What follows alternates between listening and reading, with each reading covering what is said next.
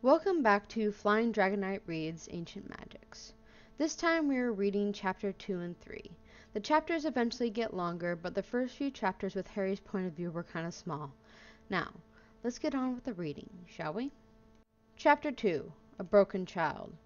While Sans was waking to an old nightmare, the young Harry Potter was waking to a new one.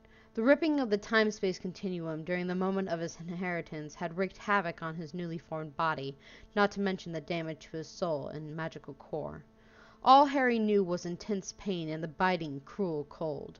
His hands, now so thin one could see the outline of his bones beneath the skin, scrabbled against the powdery snow beneath him, sinking and slipping across the frozen water crystals. His legs were crumpled beneath him, the snow melting from his body heat and soaking into the two big, ripped sweatpants. His new wings were spread-eagled along his back and trailing into the snow, the silver and white feathers still wet with blood, and now snow. His chest was bare against the cold forest floor, his raggedy shirt ripped to shreds in his transformation, and lost to the distortion of space that had sent him here. The boy was barely even conscious, only aware of the pain and cold. A high, keening note rang through the air, unconsciously streaming from the boy's throat. But nobody came. Harry whimpered as his eyes fluttered open, only to shut again instantly, the glare of the light against the snow blinding to his sensitive new eyes. He moaned, bringing one skeletally thin hand to block the light as his eyes opened once more, allowing them to adjust. He stared blearily for a moment, watching his surroundings slowly come into focus. He was in the middle of a snowy forest, surrounded by tall, bare trees on all sides. It made no sense to the boy's confused mind. He had been at the Dursleys, and besides, it was summer. How could it be snowing, even if they had dumped him somewhere? Then he realized that he couldn't feel his glasses on his face. His hand reached for his cheeks, feeling for the thick, rounded black spectacles that he always wore, but they were nowhere to be found. Somehow he was seeing this all with perfect clarity. It made even less sense than the snow. He was blinder than a bat without them. How could he suddenly see fine without them? He shifted his body and cried out as a spasm shot down his spine, radiating from just underneath his shoulder blades. He placed his hands below his chest and pushed upward, gasping at the bolts of agony shooting through him at every movement, but not letting the pain beat him. He sat on his knees, the damp fabric getting more soaked. He reached around gently with one hand to feel at his back, only to run into something large and firm first. It felt soft and feathery, but there was a slick and sticky and strangely grainy substance covering it. He pulled his hand back, staring at his fingers incomprehensively. His fingers were covered in red blood, mixed with a fine light powder. He would have thought it to be snow, but it didn't melt under the heat from his body. It was like sand or ash. He turned his head to look at whatever had been blocking him from inspecting the damage with his hands. A shocked yell echoed through the seemingly empty forest. Two huge wings jutted from Harry's back. The colors of the feathers ranged from a brilliant white, enough to rival the snow around him, to a darker silvery gray as the feathers grew closer to his spine. Harry dropped his head into his hands, closing his eyes in protest to the changes occurring to him. Couldn't he be normal? Just once in his life. He began to cry. Great, racking sobs poured out of him. He had never allowed himself to properly grieve for Sirius, keeping everything bottled up inside of him. Now everything poured out. Sirius's death, the changes to his body, and him being lost in a cold, lonely forest. Fate truly hated Harry Potter.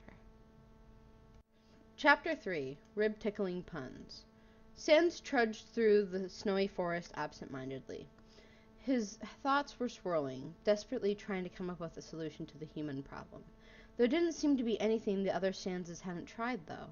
Sans halted in the middle of the forest, staring down at the frosty ground dejectedly. Then a sound captured his attention. It sounded like a yell of surprise and horror. Cold that had nothing to do with the temperature of Snowdon Forest shot up Sans's spine. It was too early for the human to appear. He headed toward the sound regardless, using his shortcuts to melt through the air and travel faster, keeping them short so as not to run headlong into whatever danger there was lurking ahead.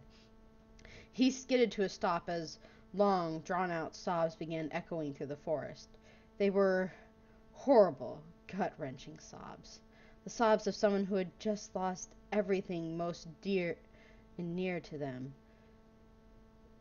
Sans' heart sunk, his hope dropping a few more points. He didn't want to step into the open, see the tragedy that was surely spread among the snow and now, like a fine layer of ash. But he had to see, had to make sure it was the human. He peered around the large tree, only to pull up short. No scene of terror awaited him. Instead, a monster about his height, with huge silver wings draped over most of its body, sat on the frozen ground, sobbing. Sans could see its raven-black hair spilling across its neck, fuzzy black ears pulled against the monster's head as their owner sobbed its sorrows to the snow-laden forest floor. Sans felt as if he had intruded upon a very private moment, and backed up a little, preparing to leave, to give the monster space. He missed the stick under his foot in his preoccupation, and stepped on it, sending a loud cracking noise echoing around them. Sans froze, closing his eyes and cursing his carelessness. The monster lifted its head sharply, and Sans felt his eyes drawn immediately to the piercing emerald-green eyes. They were filled with a deep sorrow, pain, and despair. Sans was intimately familiar with the emotions in those eyes. He felt those emotions even now. The monster sucked in a sharp breath, a fear-laden gasp. Sans wasn't physically able to frown, but he felt like doing so, his permanent smile fading a little. Why would the monster be afraid of him? Sans dragged his eyes away from the monster's emerald ones and focused on the monster's face, only to gasp himself. There, peering from the body of a monster, was a human face. Full, pale pink skin stretched over a skull, not unlike Sans' own, a small nose perched over swollen pink lips, and an angular chin that was just starting to grow a bit of stubble. Sans' eyes darted down to the human thing's hands, noticing the pale, thin skin over bones that exactly mirrored his own, yet claws emerged from the nail beds, razor sharp as any feline monster's. "What are you?" Sans whispered, warily, anxious. The thing gave an incredulous laugh, causing Sans to flinch. "Funny. I was just about to ask you the same question. You look like the Grim Reaper, if the Grim Reaper wore a blue puff jacket and jersey shorts." The thing's voice was softer than Sans had expected, a young alto voice for such an adult-looking thing. Sans couldn't help but smile a little more genuinely at the thing's attempt at humor, though the statement proved it was, at the very least, well-versed in human myths. "Heh, you're making me feel old in my bones, kid. Do I look as bony as the Grim Reaper to you? I know my cheekbones are sharp, but I don't think they're good enough to be a scythe." The human monster thing looked at him for a second, mouth agape. Sans winked, grin widening. "Did I hit a funny bone there, kid? 'Cause, to be honest, you look sternum-struck." The other began spluttering incoherently. "Did you just... I mean, what did you... What?" He eventually spat out. "Were you just making bone puns?" Sans shrugged.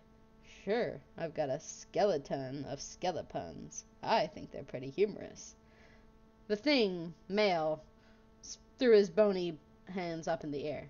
"Great! Not only do I get changed into some freak of nature, but the Grim Reaper stops by to share a surplus of unfunny skeleton puns just to make my day," he grumbled. Sans' grin widened. "I must be having a femur dream, or your patella and the fibula, because these jokes are fabulous." The other male groaned, burying his face into his hands. "Please go away." The request was muffled by the hands, but Sans could still understand him. Sans sighed. "Look, kid." "Not a kid," came the grumbled response. "That statement only proves my statement true," Sans replied easily, causing another groan from the kid. "Kid, where are you from? How did you get here?" "London. And I don't know. I was in my room, and suddenly everything hurt, and then I woke up here looking like a freak of nature." Sans' brow bone furrowed. London? What was that? It had to be a place above. And the second part of the male's answer, he didn't always look like this. "What did you look like before?" "Like a normal human!" "The human?" shouted, raising his head and glaring at Sans. "I was normal!" He seemed to be trying to convince himself. He was hiding something, but Sans didn't know what. Sans wanted to check the other male's soul, yet he didn't want to start a fight he wasn't prepared for. He couldn't get a reading on this guy, his eyelights searching the other's face for something that didn't seem to be there. The male seemed to exhibit both human and monster traits, not just physically, but emotionally too. Quick to anger, yet strangely soft-spoken, this male carried the same sort of sadness that Sans saw in nearly all monsters. The sorrow of a great loss, a disparity of hope. Checking the male's stats was easily enough. Love 1, thank goodness. Defense 25, holy shit. Attack 10, hope 5. Sans sucked in a surprised gasp. He had never seen a human or monster with such low hope aside from his own. What had this boy gone through in his life to make his hopes so incredibly low? He had to see the male's soul now. Sans approached the other cautiously. Hey, kid, I want to check your soul, all right? Don't go freaking out at me now. The boy looked up at him with confusion. What? So you really are the Grim Reaper, come to judge my soul? Sans gave a humorless chuckle. Well, it's true I do judge souls. That's not here and now. I'm simply curious why you're like this now. Your soul might be able to help with a diagnosis. The other put his head back into his hands. Yeah, whatever. It's not like I could do anything about it, he mumbled. Sans hesitated at the defeatist tone, pity coursing through him. Then he steeled himself and brought forward the other's soul. What he found stunned him more than anything that had ever stunned him before. Whoa, that feels weird, the male muttered, seemingly unaware of the shock he had just caused the skeleton monster. He reached out to cradle the soul and gasped, jerking his hands back. Whoa, what? This is my soul? He questioned, looking up at Sans. What? What's wrong? He asked, noticing the other's shock on the skeleton's face. Sans blinked a few times, shaking his head. What he was seeing was impossible. It couldn't exist. It just wasn't possible. Floating in front of the boy was a soul unlike any Sans had ever seen.